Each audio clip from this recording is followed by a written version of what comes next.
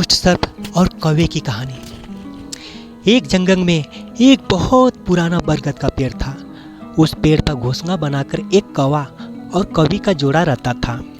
उसी पेड़ के खोखले तने में कहीं से आकर एक दुष्ट सर्प रहने लगा था। हर वर्ष मौसम आने पर कौवी घोंसले में अंडे देती है और दुष्ट सर्प मौका पाकर उसके घोंसले में जाकर अंडे को खा जाता था।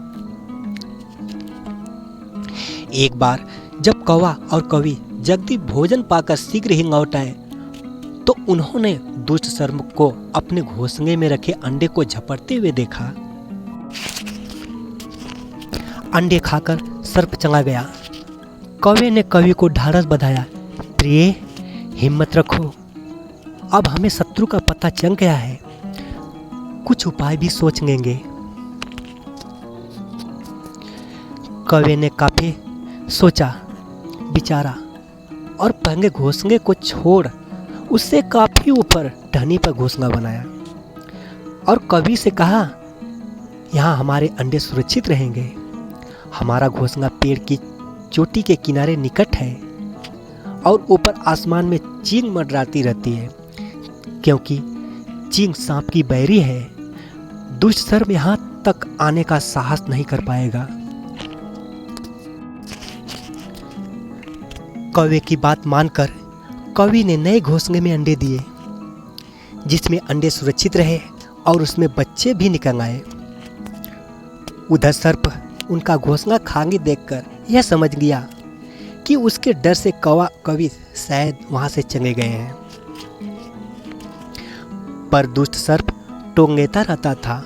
उसने देखा कि कौवा कौवी उसी पेड़ से उड़ते हैं और लौटते भी वही हैं। उसे यह समझने में देर नहीं लगी कि उन्होंने नया घोंसला उसी पेड़ पर ऊपर बना रखा है। एक दिन सर्प खोज से निकला। उसने कौवे का नया घोंसला खोज लिया। घोंसले में कौवा दंपति के 3 नवजात शिशु थे। दुष्ट सर्प ने उन्हें एक एक करके घपाघप निगल गया और अपने खो में लौटकर डकारे लेने लगा। कौवा और कौवी लौटे तो घोंसला खाली पाकर सन्न रह गए।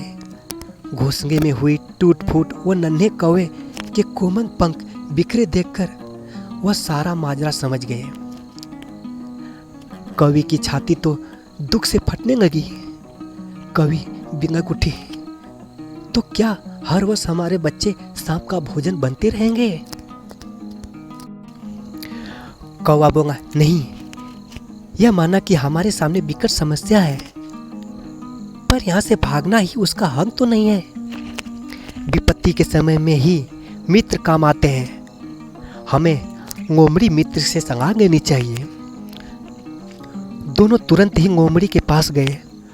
लोमड़ी ने अपने मित्रों की दुख भरी कहानी सुनी। उसने कौवा और कौवे के आंसू पोंछे। लोमड़ी ने काफी सोचने के बाद कहा, मित्रों, तुम्हें वह पेड़ छोड़कर जाने की जरूरत नहीं।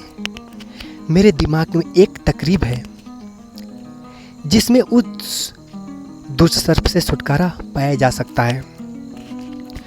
लोमड़ी ने अपने चतुर दिमाग में आई तकरीब बताई।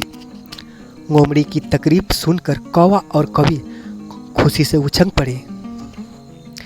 उन्होंने लोमड़ी को धन्यवाद दिया और अपने घर लौट आए। अगले दिन ही योजना अमल में लानी थी। उसी वन में बहुत बड़ा सरोवर था। उसमें कमल और नरगिस के फूल खिले रहते थे।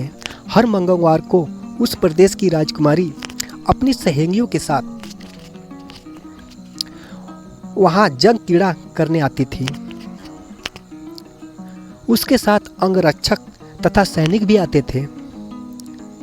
इस बार राजकुमारी आई और सरोवर में स्नान करने जंग में उतरी तो योजना के अनुसार कौवा उड़ता हुआ वहां आया।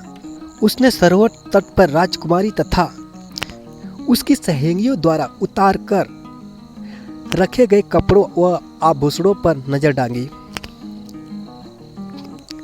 कपड़े के ऊपर राजकुमारी का प्रिय हीरे व मोतियों का विलक्षण हार रखा था। कवि ने राजकुमारी तथा सहयोगियों का ध्यान अपनी ओर आकर्षित करने के लिए काँव काँव का शोर मचाया। जब सबकी नज़र उसकी ओर घूमी तो कौवा राजकुमारी का हार चोंच में दबाकर ऊपर उड़ गया।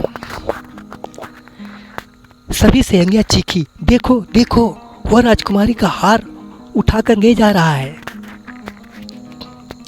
सैनिकों ने ऊपर देखा तो सचमुच में एक कौवा हार लेकर धीरे धीरे उड़ता जा रहा है। सैनिक उसी दिशा में दौड़ने लगे। कौवा सैनिकों को अपनी पीछे लगाकर धीरे धीरे उड़ता हुआ उसी पेड़ की ओर ले आया। जब सैनिक कुछ ही दूर रह गए तो कौवे ने राजकुमारी का हार इस प्रकार गिराया कि वह सांप वाले खो के भीतर जा गिरा। सैनिक दौड़कर खो के पास पहुंचे। उसके सरदार ने खो के भीतर झांका। उसमें वह हार और उसके पास में ही एक कांगे सर्प को कुंडली मारे देखा। वह चिल्लाया, पीछे हटो, अंदर एक नाग है। सरदार ने खो के भीतर भागा मारा। सर्प घायल हुआ और फुफकारता हुआ बाहर निकला। जैसे ही वह बाहर आया, सैनिकों ने भागों से उसके टुकड़े टुकड़े कर डाले।